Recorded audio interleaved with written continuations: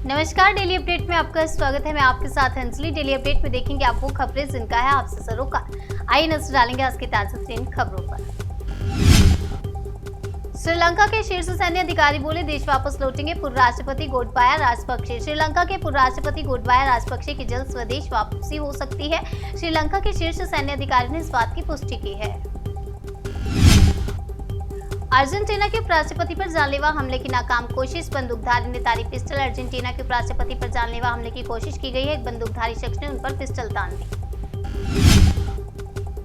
Uyghur पर UN report से दुनिया भर में चीन हुआ शर्मसार। अमेरिका बोला नरसंहार पर ठहराया जाएगा जिम्मेदार। चीन में उइगर मुस्लिमों को दी जाने वाली यातनाओं पर आधारित यूएन की रिपोर्ट आने के बाद अमेरिका ने जोरदार हमला बोला है। अमेरिका ने कहा है कि चीन को जिम्मेदार ठहराया जाएगा। मुस्लिम डिलीवरी बॉय ने भेजे ग्राहक के इस मैसेज पर भड़की महुआ, बोली ऐसे लोगों को किया जाए ब्लैकलिस्ट। फूड डिलीवरी वेबसाइट को लेकर अक्सर विवाद सामने आते हैं। ऐसा एक फोटो वायरल हो रहा है जिसमें एक ग्राहक ने स्विगी से मुस्लिम डिलीवरी बॉय न भेजने की रिक्वेस्ट की थी।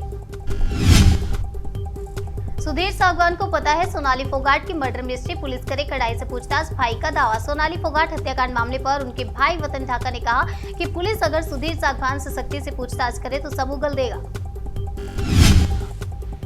राजनाथ सिंह ने आईएनएस विक्रांत को बताया आत्मनिर्भर भारत का एक असाधारण प्रतीक। आईएनएस विक्रांत की कमीशन सेरेमनी में मौजूद रहे रक्षा मंत्री राजनाथ सिंह ने कहा कि विक्रांत का यह नया अवतार अमृतकाल की उपलब्धि है और बहादुर फौजियों को विनम्र श्रद्धांजलि।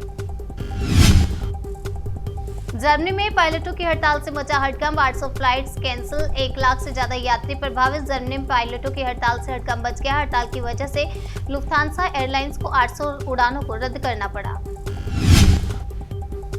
यूपीआई इस्तेमाल करने वालों की संख्या में इजाफा, एक महीने में आपको बता दें 10.72 लाख करोड़ से ज्यादा की लेन देन। आईएमपीएस का इस्तेमाल करने वाली संख्या में बढ़ोतरी दर्ज की गई है। भारतीय मूल के लक्ष्मण नरसिम्हन बने स्टारबक्स के नए सीईओ।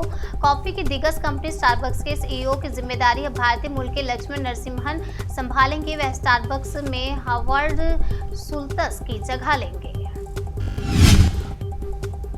पीएम मोदी ने नौसेना को सौंपा आईएनएस विक्रांत, बोले चुनौतियां अनंत हैं तो उत्तर है Vikrant. LCA MK2 fighter jet project को सरकार की मिली मंजूरी, 2024 में पहली उड़ान भरने की संभावना। केंद्र सरकार की सुरक्षा संबंधी कैबिनेट समिति ने LCA मार्क 2 लड़ाकू विमान के विकास को मंजूरी दे दी है। ये भारतीय वायुसेना में मिराज 2000 जगुआर और MiG-29 लड़ाकू विमानों की जगह लेगा। नागालैंड के मंत्री को राजधानी एक्सप्रेस में मिला बेहतरीन भोजन, सोशल मीडिया पर तस्वीर शेयर कर जताया आभार। नागालैंड के मंत्री तेमजेम इमना ओलोंग ने राजधानी एक्सप्रेस में मिले भोजन की तस्वीर सोशल मीडिया पर शेयर की है। उनकी तस्वीरें काफी वायरल हो रही हैं। हैदराबाद में 17,000 नारियल से बनी गणेश जी की प्रतिमा दूरदराज से देखने वालों का लगा तांता। हैदराबाद में गणेश जी की इको फ्रेंडली प्रतिमा बनाई गई है। ये प्रतिमा 17,000 नारियल के इस्तेमाल से बनी। जेडीयू का बड़ा बयान, सीएम नीतीश कुमार नहीं है पीएम पद के उम्मीदवार। ललन सिंह ने कहा सिर्फ विपक्ष को एकजुट कर रहे। ललन सिंह ने कहा कि पार्टी का स्टैंड बिल्कुल साफ है। पूरे देश के जो विपक्ष की पार्टियां हैं उनको नीतीश कुमार एक मंच पर लाने का प्रयास करेंगे। प्रेम प्रसंग का विरोध देखिए, सुबह से शाम तक गांव में चलती रही गोली, एक शख्स भर्ती, 33 लोगों पर एफआईआर। नालंदा के थरथरी थाना इलाके के बांसडीह गांव में लड़का और लड़की पक्ष के लोगों में गोलीबारी की घटना हुई। पूरा विवाद प्रेम प्रसंग को लेकर हुआ। दिल्ली के शास्त्री पार्क फर्नीचर मार्केट से हटाया अतिक्रमण, प्रशासन ने व्यापारियों को दी चेतावनी। इस कार्यवाही के दौरान जिला प्रशासन और दिल्ली नगर निगम में वहां रखा करीब 6 लाख रुपए के आलीशान फर्नीचर भी जब्त किए हैं। बाकी बचे हुए अतिक्रमण के लिए नोटिस जारी किया है। झारखंड के विधायकों ने बीजेपी पर लगाया आरोप, कहा महाराष्ट्र की तरह सरकार गिराने की कोशिश। झारखंड में भी महाराष्ट्र की तरह सरकार को अस्थिर करने की कोशिश हो रही है और बीजेपी हमें तोड़ नहीं पाई। आज हम एकजुट हैं और मुख्यमंत्री हेमंत सोरेन ने इस्तीफा नहीं दिया।